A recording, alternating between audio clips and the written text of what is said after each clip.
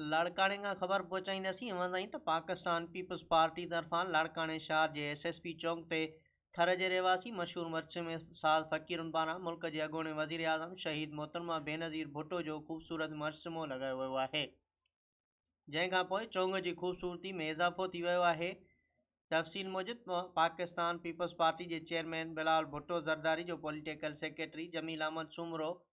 PP city लाड़काणे जो सदर ख़ैर मोहम्मद शेख ऐं ॿियनि सां गॾिजी शहीद मोहतरमा बेनज़ीर भुट्टो जे मजसिमे जो इफ़्तिताह करे दुआ घुरी, जंहिंखां पोइ SSP चौक जो नालो स्टेचू ऑफ डेमोक्रेसी यानी जमहूरियत जो मजसिमो चौक रखियो वियो आहे।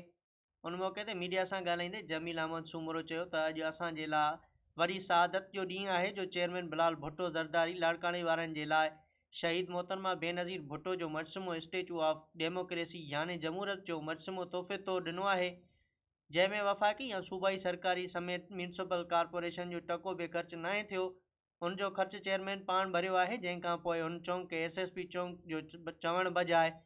स्टेचू ऑफ डेमोक्रेसी यानी जमहूरियत जो मजसिमो चौक चयो वञे थो। होॾां शहीद मोहतरमा बेनज़ीर भुट्टो जो मजसिमो लॻाइण खां पोइ नौजवान तोड़े